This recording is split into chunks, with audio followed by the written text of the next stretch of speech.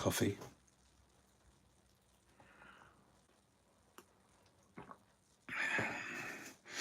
It seems like everybody needs to offend everybody else. Why? Why is that? Why do we have to feel like we're offending others? There's something that's like a child rebelling against its parents that's stuck inside us.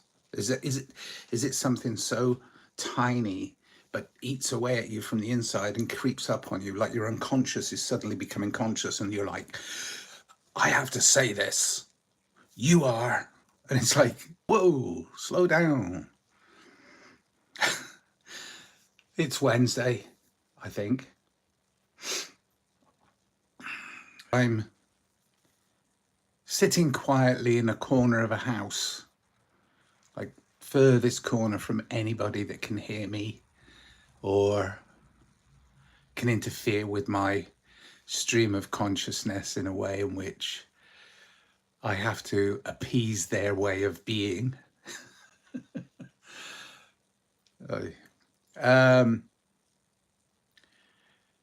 I don't know whether people understand anything that I'm saying. I mean, I genuinely question whether people are actually understanding the words that come out of my mouth. I don't know. Do you? Well, do you know? I don't know what I'm talking about. It's stream of consciousness. Most of it. I mean, yeah, of course, there's a lot of stuff that I click on that's goes in my box and then it comes out of my box. You know, the inbox, the outbox, the inbox, the outbox, the inbox, the outbox. The thing is, with my inbox, it sits here for a while, and then I hope that it comes out from there too.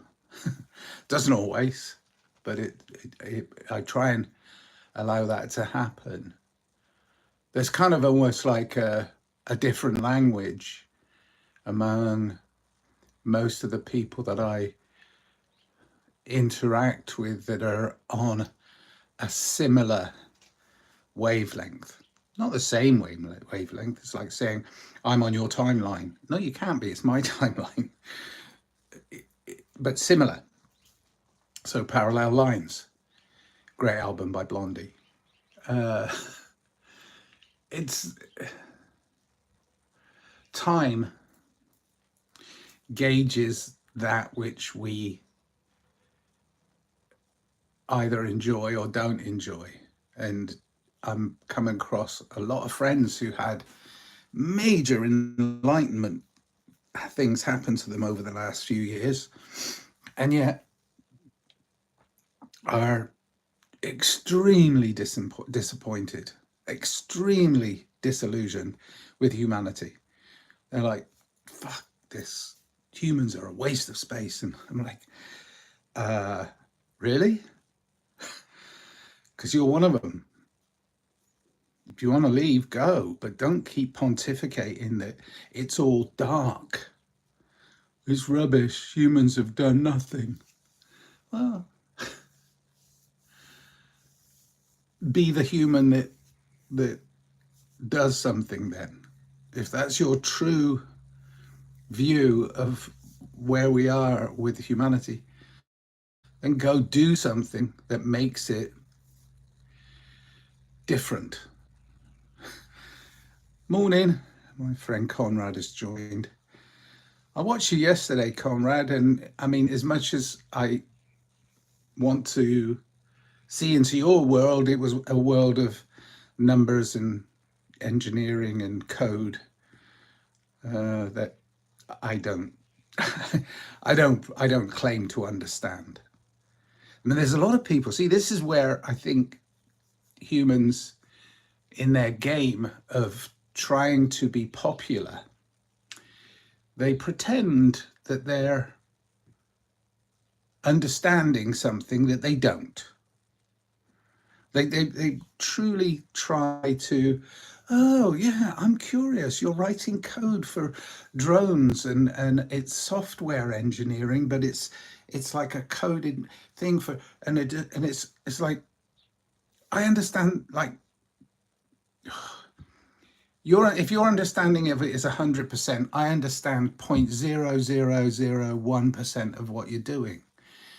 There's, I understand the concept of what you're doing, but I don't understand the nuts and bolts of it at all.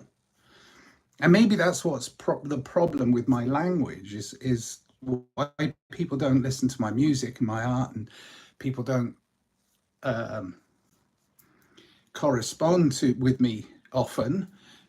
Maybe it's because my language is, I think it's leaving clearly. Clearly, I think it's leaving my body, but it doesn't seem to land. I don't feel bad about it. It's just the way it is. But it's kind of interesting. And when the unconscious becomes conscious, I mean, I've read a whole bunch of Carl Jung, who I thought was a brilliant man delving deep into human behavior in lots of ways. And people get very, very busy with their own lives. And I understand that concept because for years I was so busy I didn't listen. And the problem with that is I didn't listen to the elders of my community. I didn't listen to those that were an unknowing influence on me. I didn't really listen to them. I sort of kind of went, oh, that's cool. And I just moved on and did what I did, unknowingly, standing like a fool on the shoulders of giants. And that's okay. I think we all are. I mean, if we look deeply enough into the history of the world and what humans have done and our accomplishments, we're all being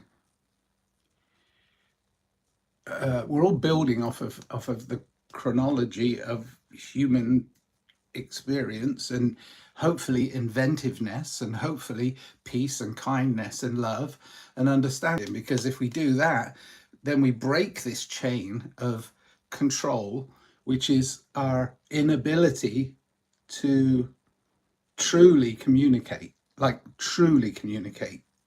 I mean, almost like I talked to a friend, can't remember, was it yesterday?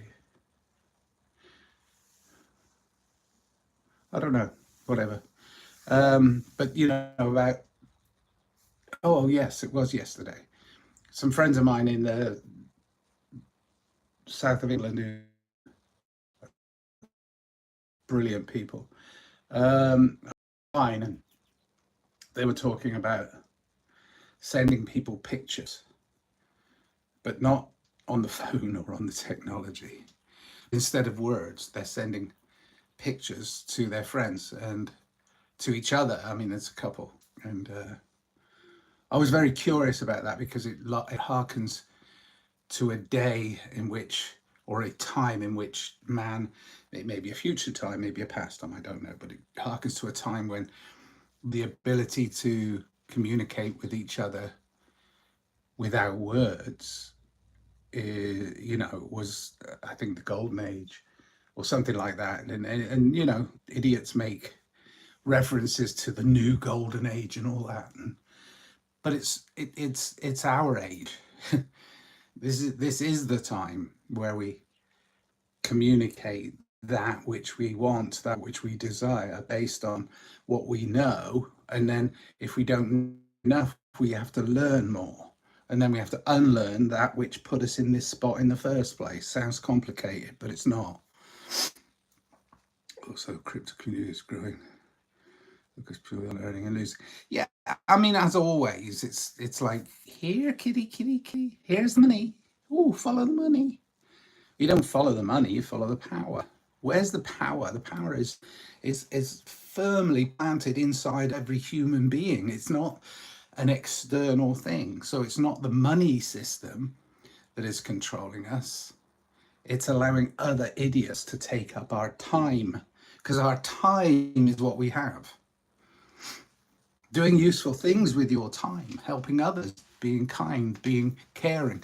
Those are things that will actually enhance your humanity.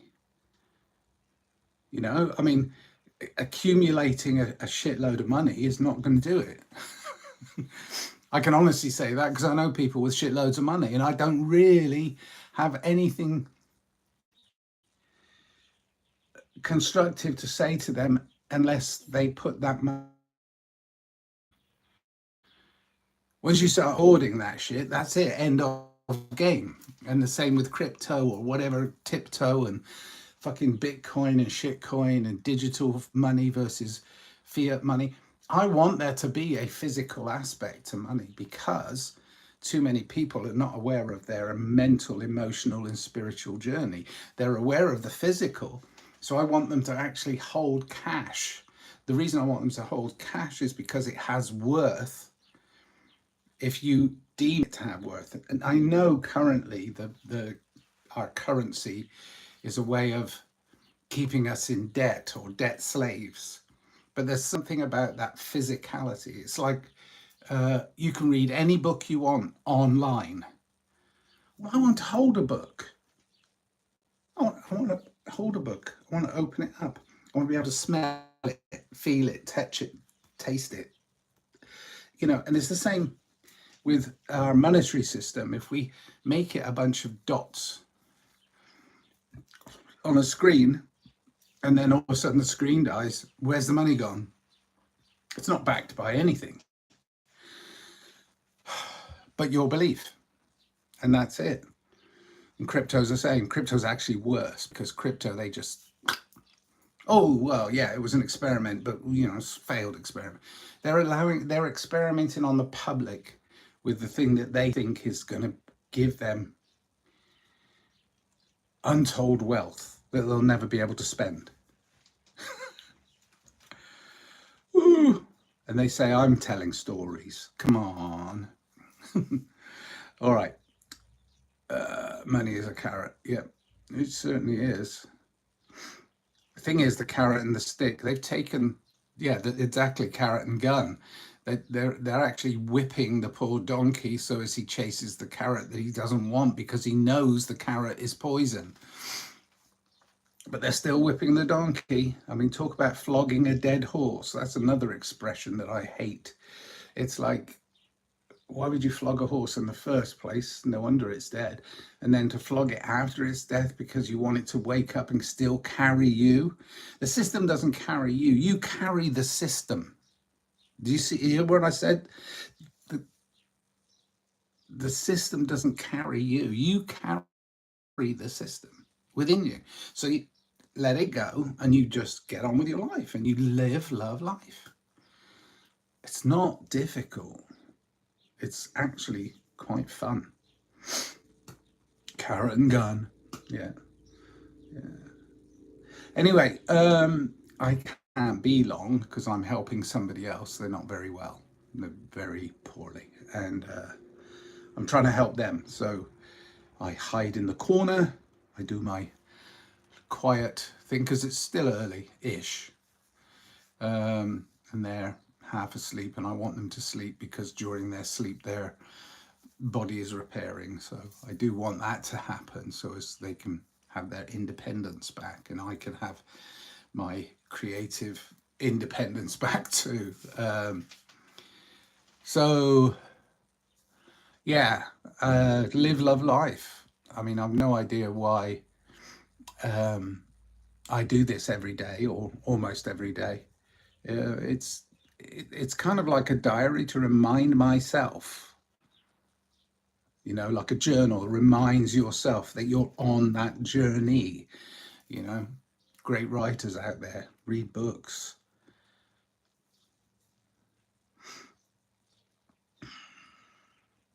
That's about it. Leaving this world is real leaving. No, leaving this world. I don't want to leave this world. Maybe this realm of societal constraints, but I don't really want to leave this world. It's beautiful. The world itself is its own thing. We are part of it because we're on the surface of it, much like the plants and animals. We're all part of the bigger picture. So if we leave, It's not significant. We come back, we leave, we come back, or we don't come back. It doesn't matter. But we have to understand our eternal self. That way, if we can we can do the thing they're trying to tell us not to do. We can take risks with our lives. It's all risk and reward, you know, all of it. What are you willing to risk in order to get to heaven, the next place, this space right now? I think it's passing. When we are passing. Do you think the world dies when we die? Fuck me, no. The world, this realm, okay, let's go with that train of thought for a second. I'm not going to stay on this long. Right, I just closed my eyes. I'm going to relax, going to breathe. Right, this world doesn't exist anymore. It's another world now. You see, it's up to us. Everything is a belief. So beyond that we believe is eternal something. And doesn't make any difference whether I'm in this physical space or just in your mental space right now, or your emotional space or your spiritual space. All of those spaces are all one space. And that space is my belief system. Yeah, I see what, okay, I get it. It's just, you know, obviously you're texting and this is not your first language. So you're keeping it brief, and I misunderstood what you meant. You had that vision today. Okay, yeah, it's passing inside. Because everything is inside of you and you're projecting. I mean, people have misinterpreted what the mind is. The mind has nothing to do with the brain. That's why the mind is a terrible thing to waste, because it's the projection of your being that makes this world. So your mind is very, very powerful, but your mind has to incorporate all of your being. It can't be just a slither of it. If it's a slither of it, it comes out and it's like, and you've seen people do it, you know, people who seemingly very good people starting to spout nonsense and horror and hate and nastiness and violence and aggression and all that stuff. Well, that's because it's only a part of them that they're projecting into the world. They're only projecting into because they're reacting to something. That's why action is very important. But your actions are what define you through your belief, and your mind is a projection of your whole being.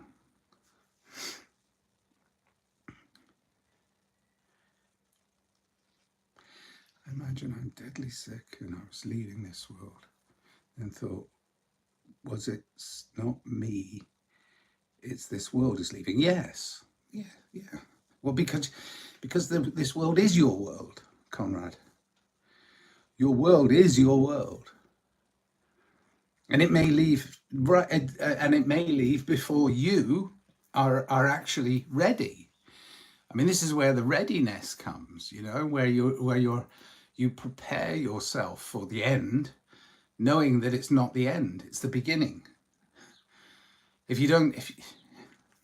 We are becoming, and I won't finish the sentence, we are becoming.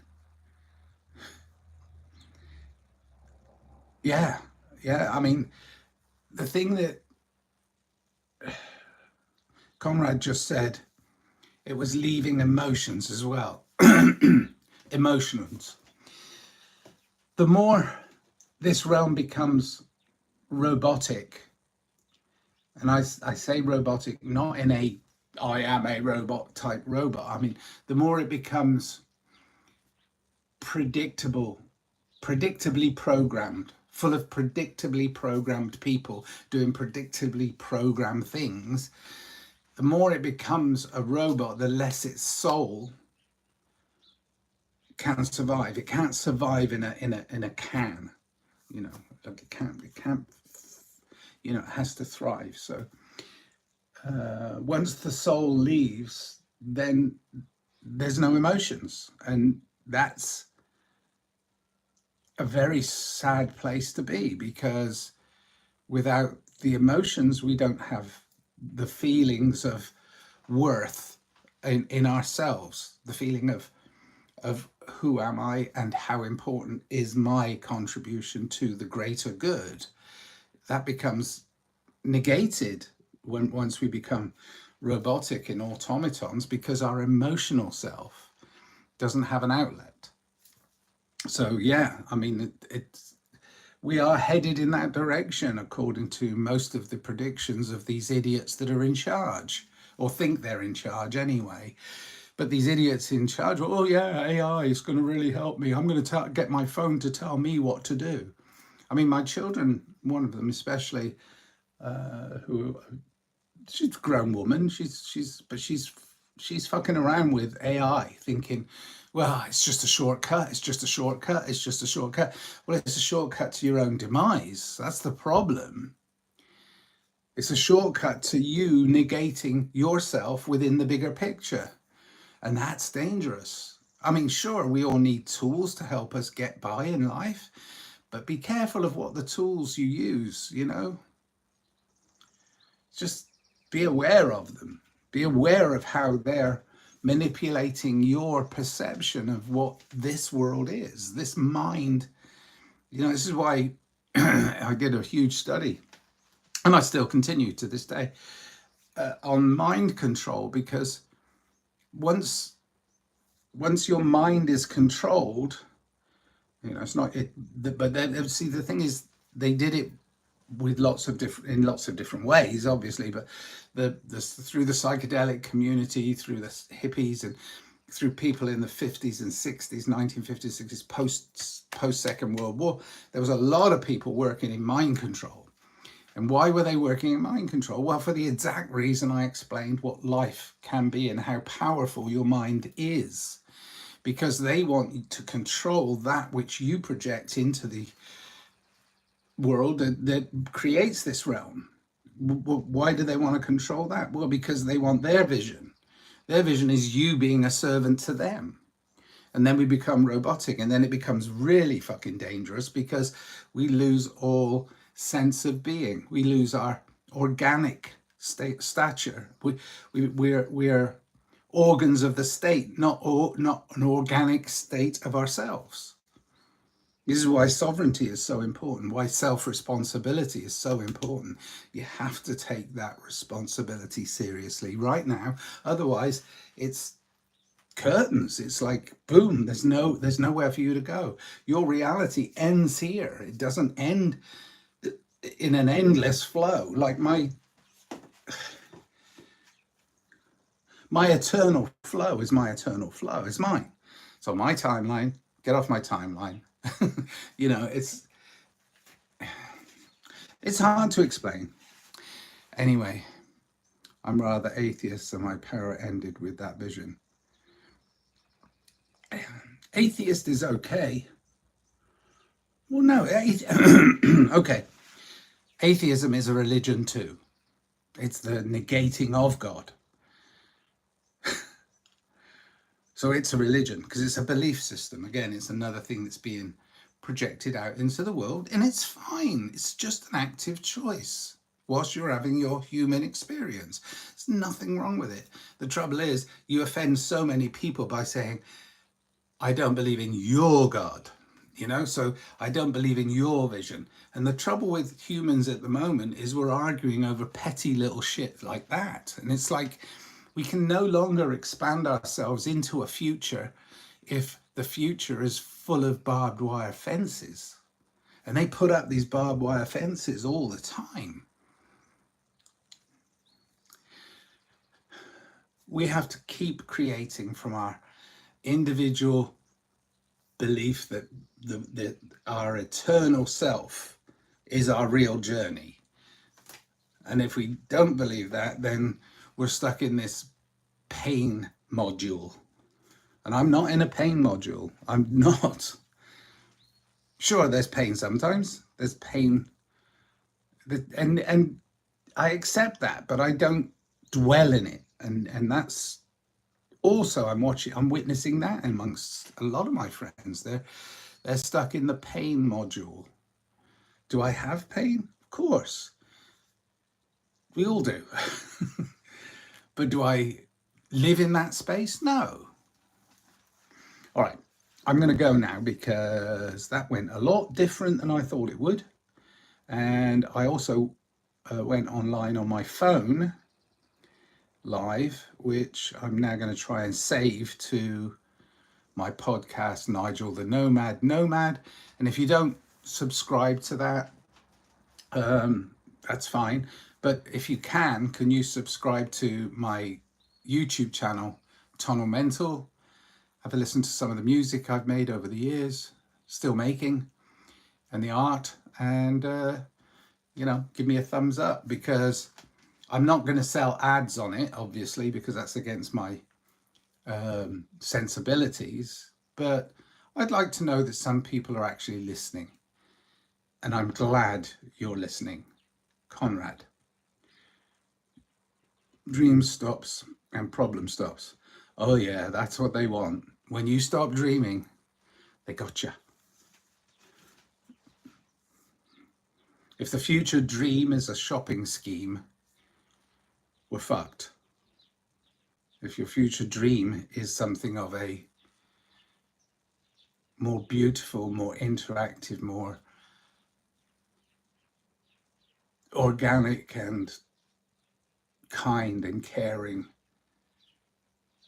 empathetic, compassionate society, keep dreaming, because they can't stop your dreams, really. It's your dream. Live your dream. Live, love, life. There you go. Cheers then. I'm going. I gotta go. Thanks, Conrad.